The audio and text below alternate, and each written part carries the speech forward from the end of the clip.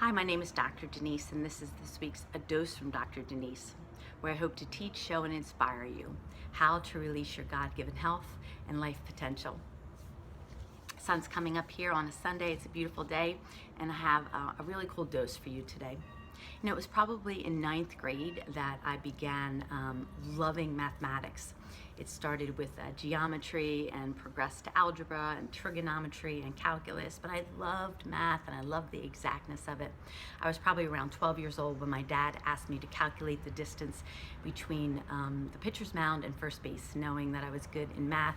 And of course, for those that have taken math and remember math, we know that that is simply known the Pythagorean theorem, which lets you calculate the hypotenuse of a right triangle if you know the distance or the length of the legs of the triangle. I love math so much that I studied it. I went on to engineering school, and while I didn't actually love engineering or stick with that career, I did love the mathematics. And so my freshman and sophomore year, I took more math and physics. In fact, you take 4 semesters of calculus in engineering school. It was in the 4th semester, the spring of my sophomore year, that I was in a class called differential equations. And because of my love of math, I met my husband, Steve, because that's where we met.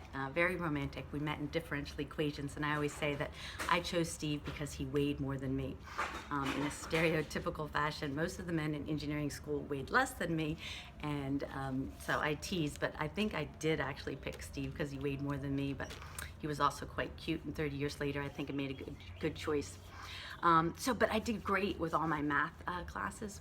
Where I began to struggle in engineering schools when I took classes that weren't as exact. So classes like statistics or computer programming, where you couldn't simply follow a formula and get an exact answer. And I struggled with that.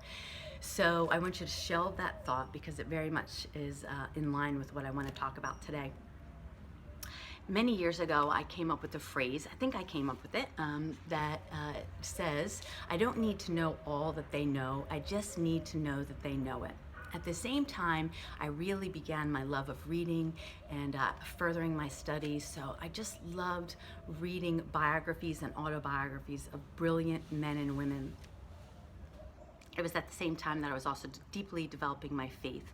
And so I would read books about Thomas Jefferson and Benjamin Franklin and, current day physicists and quantum physicists and biologists, people like Francis Collins. Francis Collins was responsible for decoding the human genome.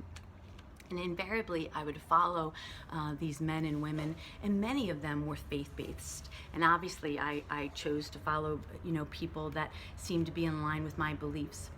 But the physicists and the biologists, many of them talk about something called the fine-tuning of the universe. It's a wonderful concept, but it just talks about the math of the universe and the earth and the constants that are used in the mathematical calculations of how the earth spins on its axis and how the universe was created, and calculations such as the speed of light and gravity. And it's just very much reminded me of everything that I studied in mathematics, and I loved it. I love this idea of the fine-tuning of the universe, that if something were off by just a hair, just a little bit, none of us would exist. The universe wouldn't exist, Earth wouldn't exist as we know it. And so what I want you to think about is that mathematics and the fine-tuning of the universe tells us how things are created or have been created, but it doesn't necessarily tell us why they were created. And it's that I want to explore for the next few weeks. And lastly, before I get into what I'm going to do, which is read 3 questions to you that I want you to examine yourself, I very much want you to know that it is not my goal through recording these videos to convert you into Christianity. My goal in these videos is for you to begin to question and examine your own life. Socrates says that the unexamined life isn't worth living.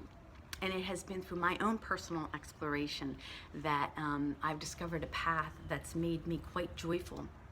And I would say that it's the answers to these three questions that has really got me on a path that I think is the one that God chose for me, or where my soul can have its full potential, if you will. So the three questions are: number one, do you believe that an intelligence created the universe? Not everybody does. Some people think it is random, just a random chance that it was the Big Bang 13.8 billion years ago, and that everything has just developed randomly because of that. So number one, do you believe that there was an intelligence behind the creation of the universe? Number two, do you believe that that intelligence still exists? And so there are some people that believe that, yes, an intelligence created the universe so long ago, but that intelligence went bye-bye and doesn't currently exist. So number two, do you believe that that intelligence, and again, I call that intelligence God, still has an active role in the further development of us, Earth, the universe? And the third question, I think perhaps is the most important one, is do you believe that you can not only agree that there's a current intelligence, but that you can get in contact with that intelligence, and does that intelligence live in you? And I believe the answers of those three questions: number one, did an intelligence create the universe? You, me, the earth, all the planets, stars, plants, animals, all these constants that I talked about, the fine-tuning of the universe, DNA, genetics. Did an intelligence create that? Number two, is that intelligence still alive and well and growing the universe and you and I and the planet, and raising our level of conscious awareness? And number three, can you get in contact with that intelligence? And even deeper, does that intelligence live in and through you? And my advice to you this week and for the next few weeks, because this is what I'm going to be talking about in my doses, is to explore those questions and really give some deep thinking.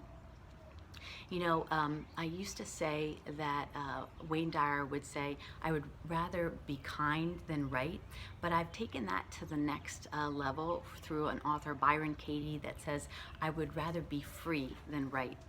I would rather be free than right. And so I want you to be free in your thinking, and I don't want us to say that one of us is right or wrong, because at the end of the day, we won't know until we die.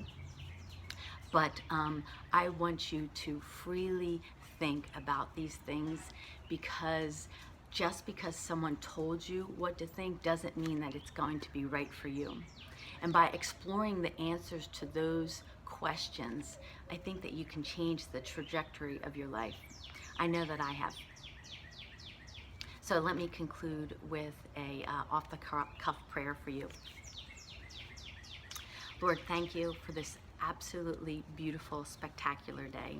The birds singing in the background, the spring, the roses, the smell of the grass, the new life that's being created. Thank you for the reminder that it's a way for me to recreate my life each day. Thank you for every single day, the newness of it, the fresh start that I can begin my day with. Thank you for the removal of fear and guilt and anxiety and sadness in my life, by knowing that you've given me the gift of choice, that I can choose my path. Thank you for my health, children if I have them. Watch over family and friends who are sick or in need, be it financial or in health crisis. Protect our planet, keep us safe. Watch over this great state, United States of ours. Lead our leaders to make prudent and wise decisions. And thank you most of all for my life and the gift of my life. And may I use it to my fullest potential. Peace out. Amen. And I'll see you next Sunday.